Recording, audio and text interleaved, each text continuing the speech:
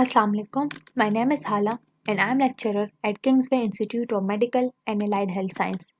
तो आज हम 4 चैप्टर से स्टार्ट करेंगे ऑटोनॉमिक नर्वस सिस्टम। तो पढ़ेंगे आज हम nervous system, autonomic nervous system, drug affecting autonomic nervous system, acetylcholine and atropine. Nervous system क्या है? It is a complex network of nerve which send message back and forth between the brain and the body. एक complex network of nerves है जो brain से पूरी body में messages transfer करता है और फिर पूरी बॉडी से ब्रेन तक लाता है। नर्वस सिस्टम को हमने दो सिस्टम में डिवाइड किया है। Central nervous system composed of brain and spinal cord. Brain and spinal cord को हम सेंट्रल नर्वस सिस्टम कहते हैं। Peripheral nervous system composed of nerves that lead into and out of central nervous system. Peripheral nervous system में वो nerves होते हैं जो पूरी बॉडी से मैसेजेस ब्रेन तक लाते हैं और ब्रेन से फिर कमांड पूरी बॉडी तक पहुंचाते हैं। Drug affecting autonomic nervous system. According to the type of neuron, drugs affecting the autonomic nervous system are divided into two groups. Type of neuron drug affecting the autonomic nervous system को हमने दो groups में divide किया है, cholinergic drugs, adrenergic drug. Some of these drugs are agonist and other are antagonist. Agonist क्या है? वो drug और सब्सटेंस जो रिसेप्टर पर बाइंड हो जाए और उसके रिस्पॉन्स पे कोई चेंजेस ना लाए, तो उसको हम कहते हैं एगोनिस्ट। एंटागोनिस्ट क्या है? वो ड्रग और सब्सटेंस जो रिसेप्टर पर बाइंड हो जाए और उसके रिस्पॉन्स को स्टॉप कर दे, तो उसको हम कहेंगे एंटागोनिस्ट।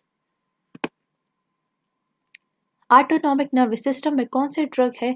कोलिनर्जिक ड्रग, और इसको हम पैरासिम्पैथेटिक ड्रग्स भी कहते हैं। Act on receptors activated by acetylcholine. Second है एडिनर्जिक ड्रग्स और sympathetic drugs. Act on receptors activated by norepinephrine and epinephrine. Cholinergic agonist or parasympathomimetic drugs act on acetylcholine muscarinic receptors and mimic the action of parasympathetic nervous system. हमारे पास दो तरह के receptors होते हैं, muscarinic receptors है और दूसरे का नाम है निकोटिनिक रिसेप्टर। ये क्या कोलिनर्जिक एगोनिस्ट क्या करता है? ये जाके कोलिनर्जिक न्यूरॉन्स के फंक्शन को मिमिक करता है या कॉपी करता है। मिमिक का मतलब है उसके फंक्शन को कॉपी करता है, तो ये कोलिनर्जिक एगोनिस्ट करता है। इसको हमने 3 क्लासेस में डिवाइड किया है। Direct acting cholinergic agonist, they act by binding directly to muscarinic और nicotinic receptors।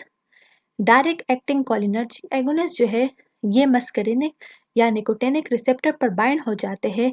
All of the direct acting cholinergic drugs have a longer duration of action, और ये जो है उनकी जो ड्यूरेशन ऑफ एक्शन होती है वो ज़्यादा होती है। एग्जाम्पल है acetylcholine. Indirect acting cholinergic agonist, they inhibit acetylcholine esterase enzyme. Indirect acting cholinergic agonist जो है ये एसिटाइलकोलिन एस्टरेज एंजाइम को है जो है उसको इनहिबिट करता है, और ये एंजाइम क्या करता है? ये एसिटाइलकोलिन को एसिटेट और कोलिन में कन्वर्ट करता है। लेकिन इनडायरेक्ट एक्टिंग कोलिनर्जिक एगोनिस्ट जो है ये एसिटाइलकोलिन के एक्शन को ज़्यादा करता है, मतलब उनकी ड्यूरेशन जो है वो ज़्यादा होती है। इसकी एग्जाम्पल है न्यूस्टिग्मीन। Indirect acting cholinergic agonist, they are long duration acetylcholine esterase inhibitor and bind covalently to the active site of acetylcholine. Indirect acting cholinergic agonist क्या करता है कि ये एक्टिव साइट ऑफ एसिटाइलकोलिन पे बाइंड हो जाता है। Once this occur the enzyme is permanently inactivated, और इसकी वजह से एसिटाइलकोलिन एस्टरेज एंजाइम जो है ये परमानेंटली इनएक्टिव हो जाता है। लेकिन यहाँ पर भी एसिटाइलकोलिन की जो ड्यूरेशन है वो ज़्यादा होती है। एग्जाम्पल है इकोथायोफेट, एसिटाइलकोलिन, ये बहुत इंपॉर्टेंट है। It is a quaternary ammonium compound that cannot penetrate membrane. Acetylcholine क्या है? क्वाटर्नरी अमोनियम कंपाउंड है, मतलब 4 नाइट्रोजन इसमें होते हैं और ये मेम्ब्रेन को पास नहीं कर सकता। Acetylcholine has both nicotinic and muscarinic receptor. Acetylcholine में निकोटिनिक और मस्करिनिक रिसेप्टर्स दोनों होते हैं। एक्शन ऑफ एसिटाइलकोलिन, एसिटाइलकोलिन क्या करता है? Decrease in heart rate and cardiac output. Acetylcholine heart rate को डिक्रीज करता है और कार्डिक आउटपुट को भी। कार्डिक आउटपुट क्या है? एक दफा में दिल जो खून पंप करता है इसको हम कार्डिक आउटपुट कहते हैं। Decrease in blood pressure, acetylcholine blood pressure decrease करता है क्योंकि ये वेज डायलेशन करती है ब्लड वेसल्स की, तो इसकी वजह से ब्लड प्रेशर डिक्रीज हो जाता है। Increase in salivary secretion, intestinal secretion and mortality. Acetylcholine क्या करता है? तूक ज़्यादा करता है, हाजमे के अमल को ज़्यादा करता है। Contraction of iris sphincter muscle, pupil contraction which is called miosis. ये टर्म इम्पॉर्टेंट है। हमारे आई में, आंखों में ये जो गोल दायरा होता है इसको प्यूपल कहते हैं। एसिटाइलकोलिन इसकी कॉन्ट्रैक्शन करता है और इस टर्म को हम कहते हैं मियोसिस। और ये जो है बहुत सी सर्जरी में यूज़ होता है एसिटाइलकोलिन। 1% सोल्यूशन ऑफ एसिटाइलकोलिन जो है वो सर्जरी में यूज़ होता है। अक्सर ग्लाइकोमा जो है, हम जब कहते हैं कि आंखों में सफ़ेद मोती हो गए हैं इस तरह, तो उनकी फिर सर्जरी होती है और इसमें एसिटाइलकोलिन यूज़ होता है जो प्यूपल कॉन्ट्रैक्शन का कॉज करता है, तो इसकी वजह से सर्जरी हो जाती है। तो इस टर्म को, प्यूपल कॉन्ट्रैक्शन को हम कहेंगे मियोसिस। एडवर्स इफेक्ट क्या है एसिटाइलकोलिन की? डायरिया हो जाता है, नोजिया, ब्रेडिकार्डिया मतलब हार्ट बीट स्लो हो जाता है, यूरिनरी अर्जेंसी। एसिटाइलकोलिन की वजह से मतलब ये फील होता है, ये पेशाब वाली फीलिंग ज़्यादा आती है कि मुझे वॉशरूम जाना है, ये एसिटाइलकोलिन की वजह से होता है। ब्रोंकियो कॉन्ट्रैक्शन, ब्रोंकियल जो है जो लंग्स में होते हैं वो सिकुड़ जाते हैं। कोलिनर्जिक एंटागोनिस्ट और पैरासिम्पथोलेटिक्स। इससे पहले हमने पढ़ा था पैरासिम्पथोमाइमेटिक्स, अब हम पढ़ेंगे एंटागोनिस्ट, वहाँ पे था एगोनिस्ट, और parasympatholytics. Cholinergic antagonist bind to the nicotinic और मस्करिनिक रिसेप्टर। कोलिनर्जिक एंटागोनिस्ट जो है वो निकोटिनिक और मस्करिनिक रिसेप्टर पर बाइंड हो जाता है and prevent the effect of acetylcholine and other cholinergic agonist. Receptor पर बाइंड हुआ तो एसिटाइलकोलिन को प्रिवेंट करता है, उसको छोड़ने नहीं देता। अदर एगोनिस्ट जो है उनको वहाँ पे बाइंडिंग नहीं देता। तो ये हो गया हमारे पास कोलिनर्जिक एंटागोनिस्ट। और इसकी एग्जांपल है atropine. Atropine is a tertiary amine belladonna alkaloid with high affinity of muscarinic receptor। Atropine क्या है? हमारे पास एक टर्शरी एमाइन बेलाडोना अल्कलाइड है। टर्शरी एमाइन ये है कि हमने इसको बेलाडोना से लिया है। बेलाडोना एक प्लांट है, तो एट्रोपिन जो है हमने एक belladonna alkaloid, natural occurring alkaloid से लिया है और इसकी एफिनिटी जो है वो मस्करिनिक रिसेप्टर पर बहुत ज़्यादा होती है। It bind and prevent acetylcholine from binding to those side. और ये क्या करता है?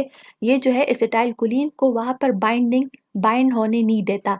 एक बहुत सेंट्रली और पेरिफेरली, एट्रोपिन सेंट्रल और पेरिफेरल नर्वस सिस्टम दोनों में प्रेजेंट होते हैं, तो इस वजह से ये दोनों सेंट्रल और पेरिफेरल दोनों पर एक्ट करते हैं। टर्शरी एमाइन ये है, amine group have 3 groups, having 3 groups. Amine group है उसको 3 नाइट्रोजन अटैच होते हैं और हम बेलाडोना से उसको एक्सट्रैक्ट करते हैं।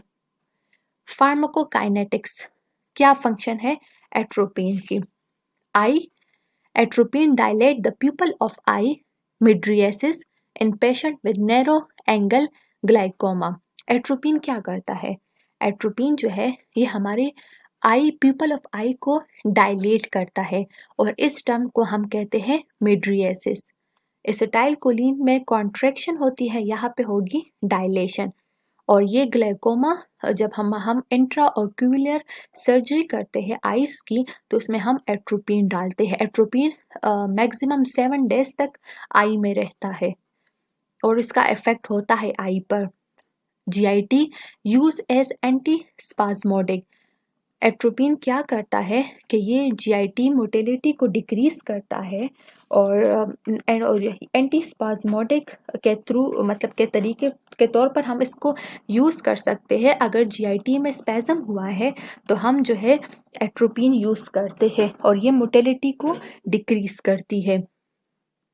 Salivary effect producing a dry effect, swallowing and talking become difficult.